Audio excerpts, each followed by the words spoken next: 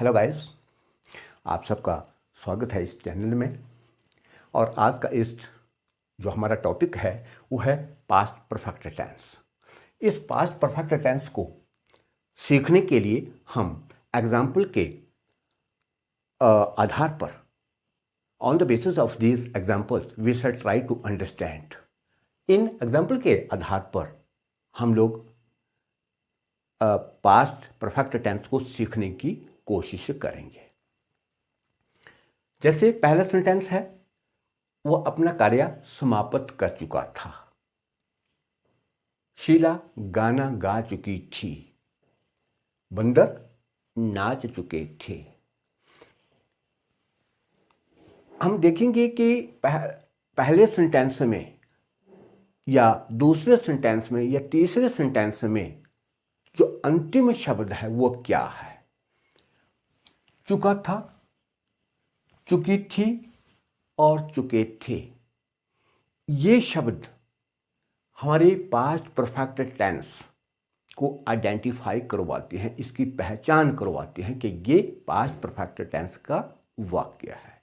या और सेंटेंस हम लोगों ने लिया था, दिया था, मैंने एक पेन खरीदा था। तो पहले सेंटेंस में वो अपना कार्य समाप्त कर चुका था, तो वर्ब की अंग्रेजी क्या हो गई? ही। और हेल्पिंग वर्ब क्या हो गया? Had. Finished his work, he had finished his work.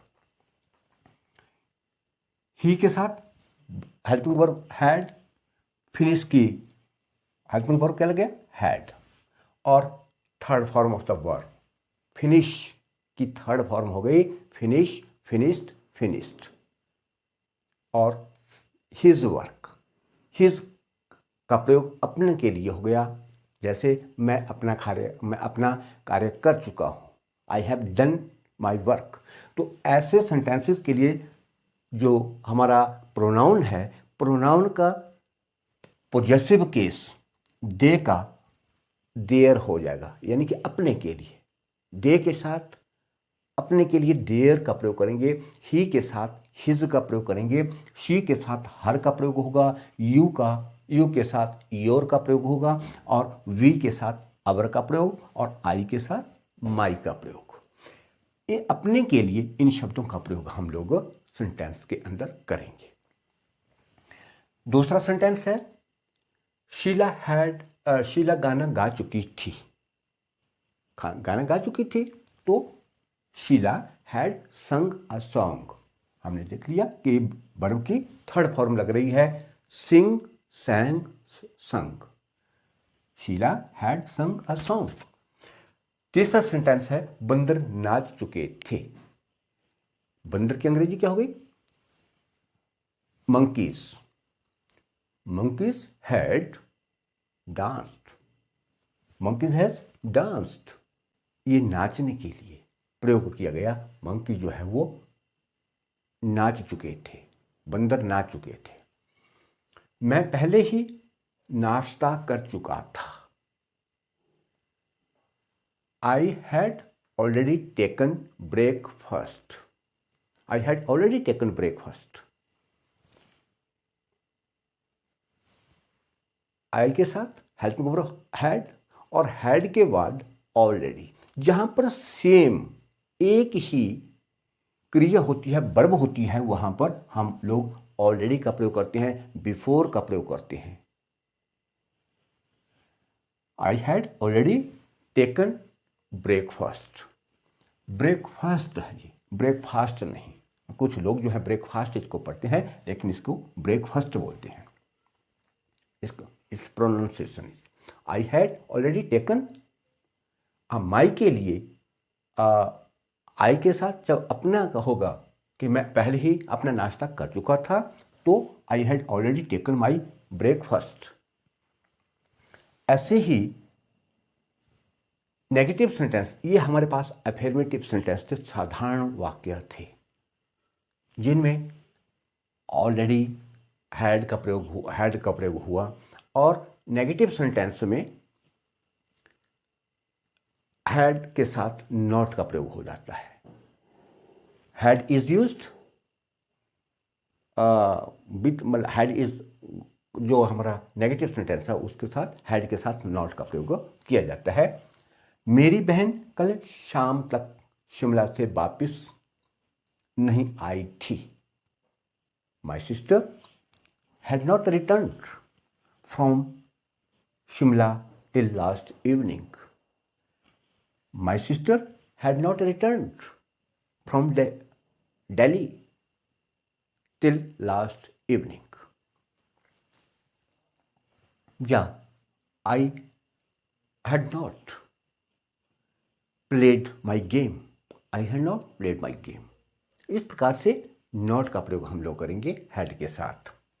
Interrogative sentence में क्या चपरासी घंटी बजा चुका था?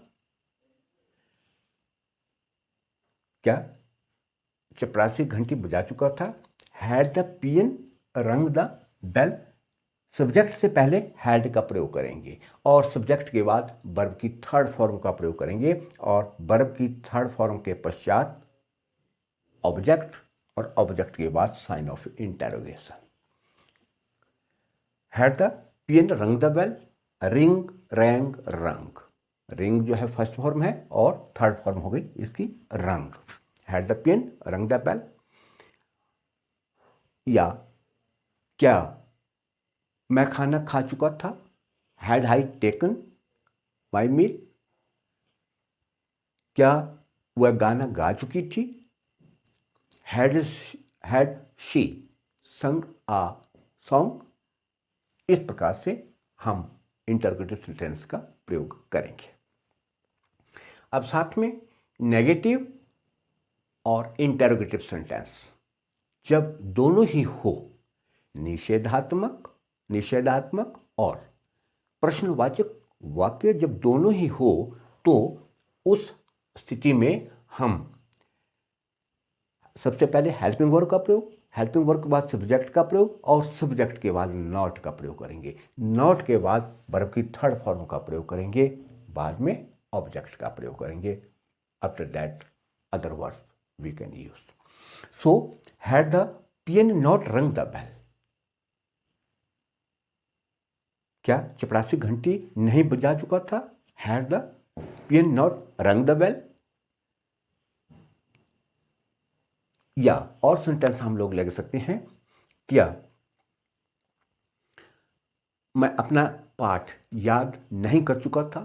क्या मैं अपना पाठ याद नहीं कर चुका था? Had I not learned my lesson.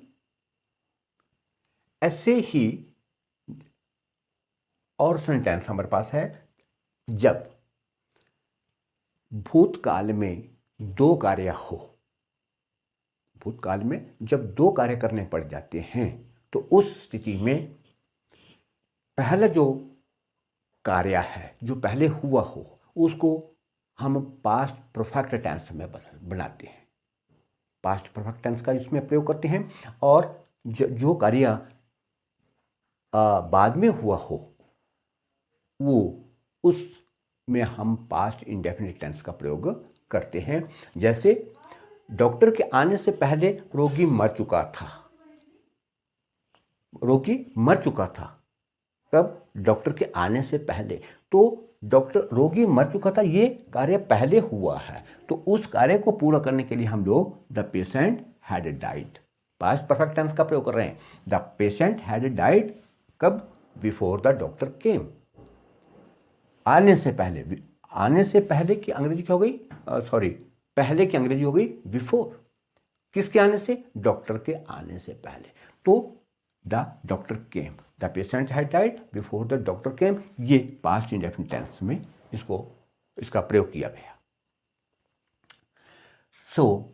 वैसे ही हम और सेंटेंस ले सकते हैं और एग्जाम्पल ले सकते हैं। जैसे मेरे स्टेशन पहुंचने से पहले गाड़ी जा चुकी थी। The train had gone before I reached the station. The train had gone before I reached the station. मेरे स्कूल पहुंचने से पहले घंटी बज चुकी थी। The bell had rang before I reached the school. When the bell had rang before I reached the school. इस प्रकार से हम लोग इन सेंटेंसेस को अंडरस्टैंड करने की कोशिश करेंगे और इसी के साथ हमारा पास्ट परफेक्ट टेंस समाप्त होता है। और यदि किसी को किसी प्रकार की कोई किसी की क्वेरी है तो वह अपना कमेंट बॉक्स में अवश्य मुझे कमेंट करें। इसके साथ हम अगली वीडियो में आपसे फिर मिलेंगे जो हमारा नेक्स्ट टॉपिक होगा।